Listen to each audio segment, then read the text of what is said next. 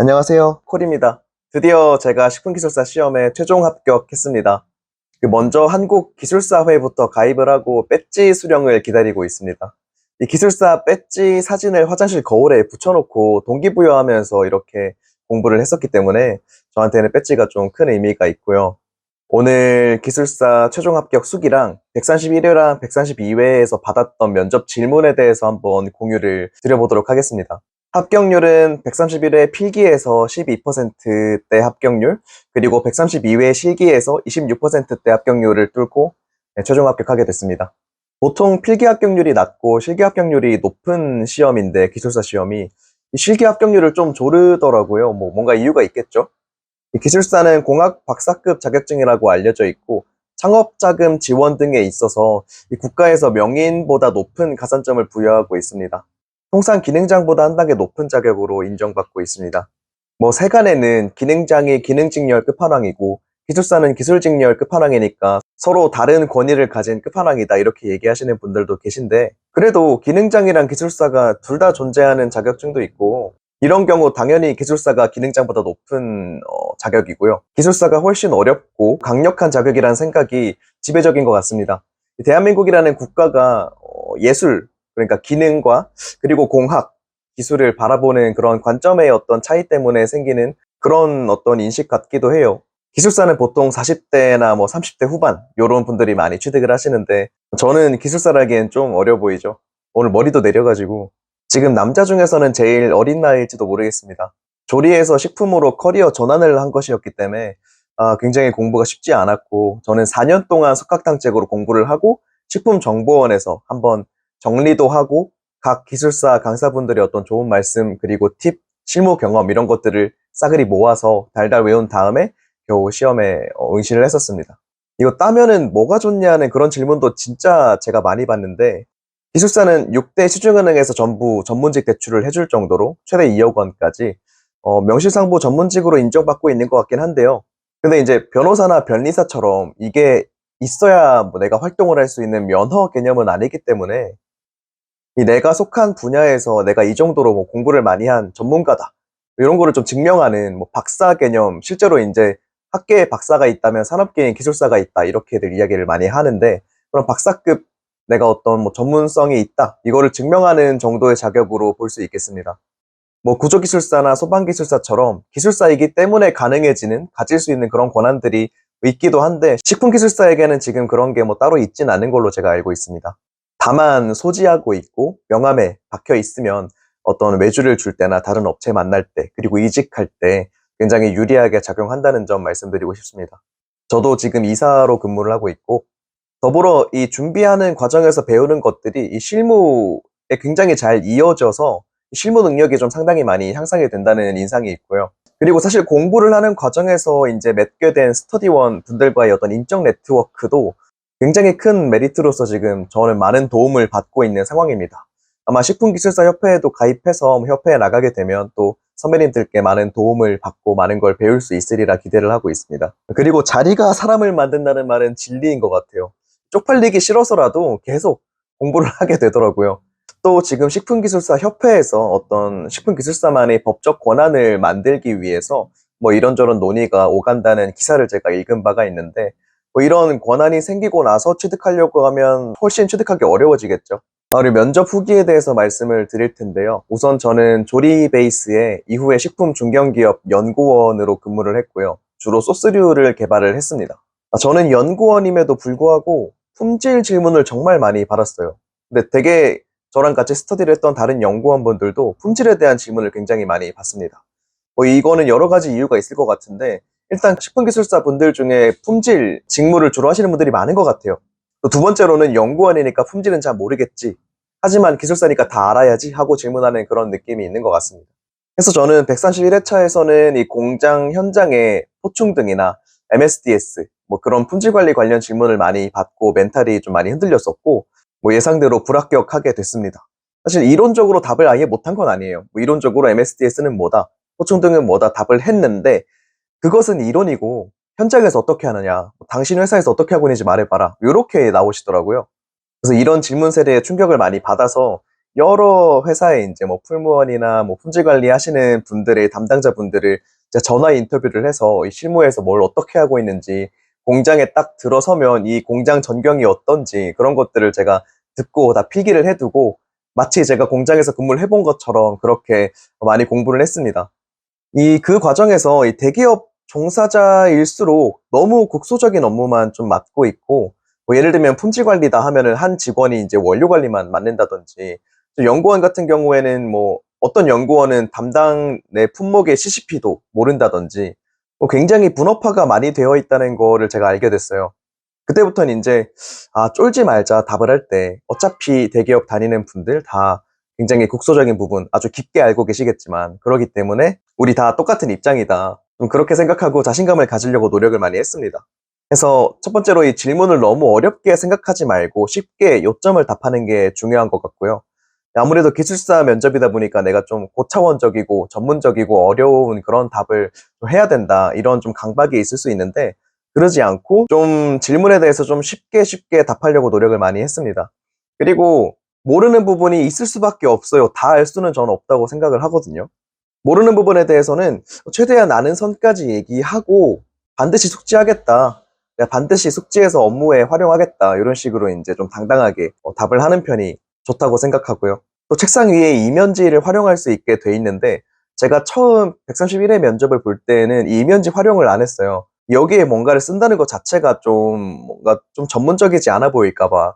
근데 여러분, 이면지를 꼭 활용해야 됩니다. 이 면접관분들도 이력 카드를 보고 즉흥적으로 질문하는 거기 때문에 이 질문이, 이 면접관님들 질문도 두 갈씩이 아니에요. 깔끔하게 맞아 떨어지는 게 아니라 굉장히 길게 한 질문 안에 한 세네 가지를 묻는 그런 이제 긴 문장으로 질문을 하십니다. 근데 이면지를 활용하지 않을 경우에는 면접관님이 정말 듣고 싶어 하는 포인트에 대해 답을 하지 못하거나 놓칠 수가 있게 돼요.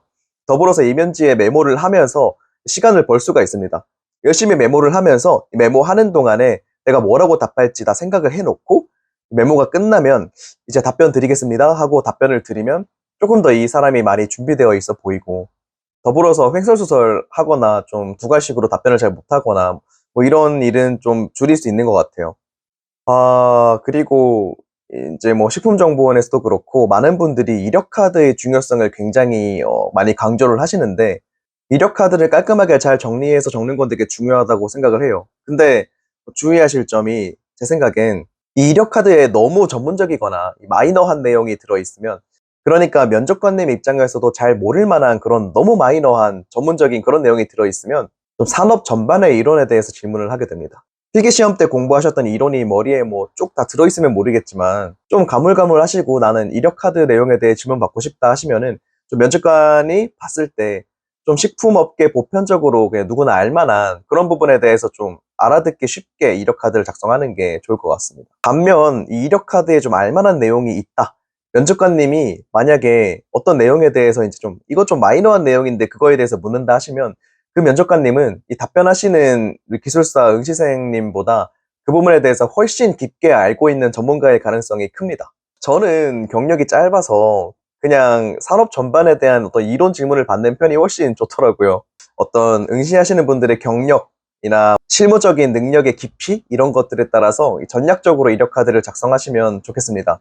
그리고 대체로 면접관님들이 질문을 하시면 의견을 묻는 질문이 아니라면 정답이 엄격하게 정해져 있어요. 그래서 답변을 하다가 뭔가 이런 느낌, 이런 답변을 원하는 게 아니다 싶은 느낌이 들면 이제 면접관님의 의중을 좀 중간에 물어보는, 체크할 필요가 저는 있다고 봅니다.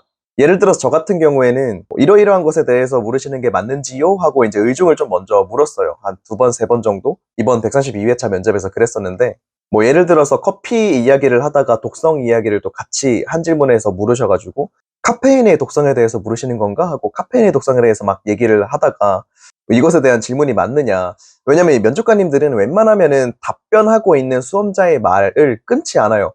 일단 다 들으십니다. 근데 이 면접관 입장에서 내가 원하는 답이 아닌데 그거를 쭈루룩 길게 얘기해버리면 그 답변에 대한 점수를 잘 줄 수 있을까요? 저 같으면은 많이 안 줄 것 같아요.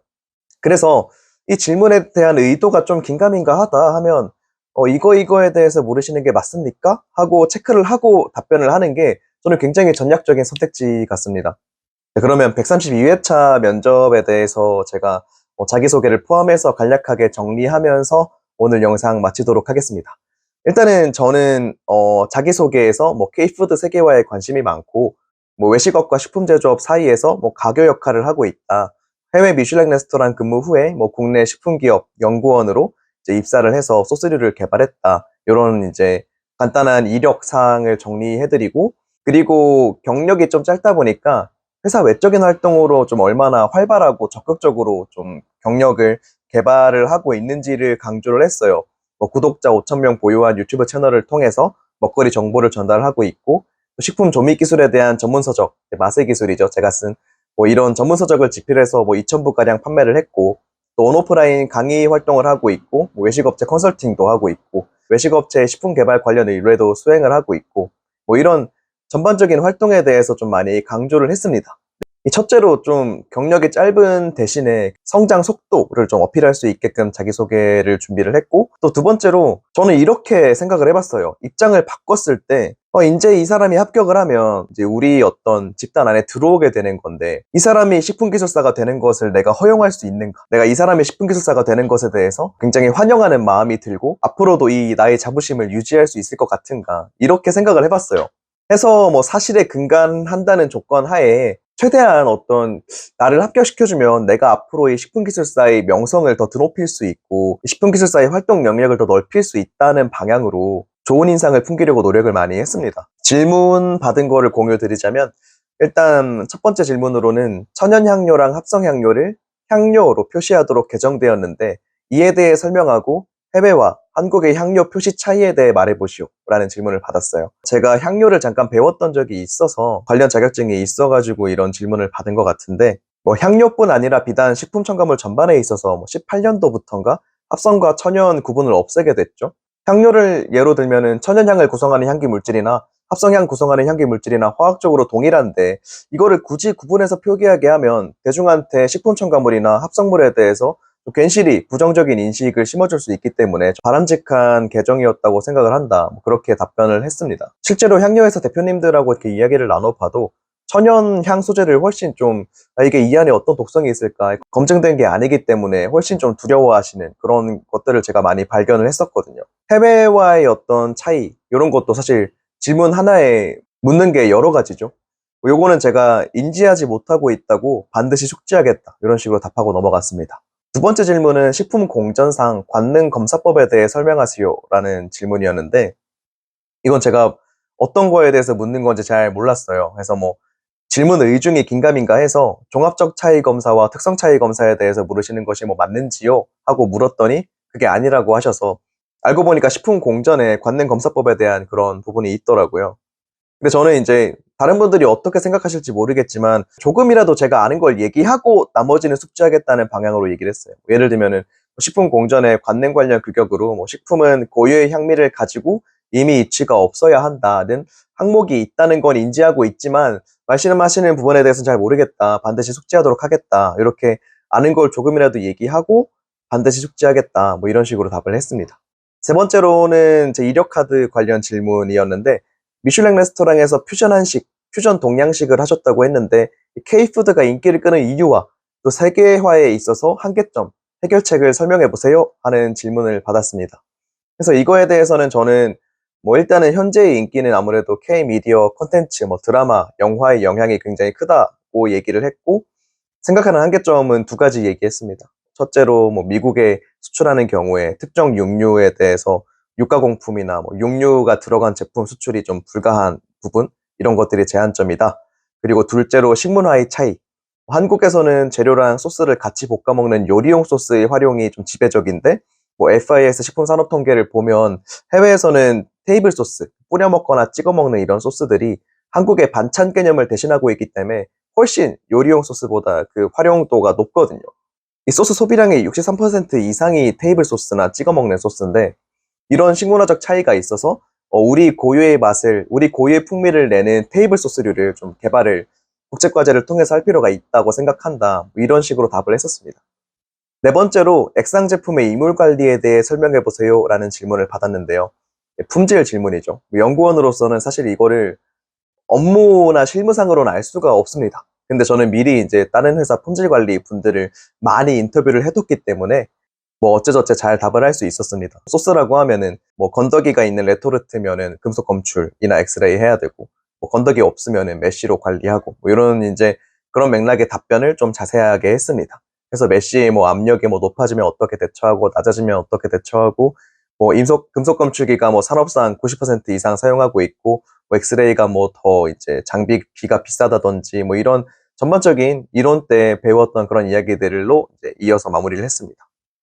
다섯 번째, 스마트 해썹에 대해서, 그리고 그 도입에 있어서 문제점과 해결책을 이야기하시오. 이런 질문을 받았습니다.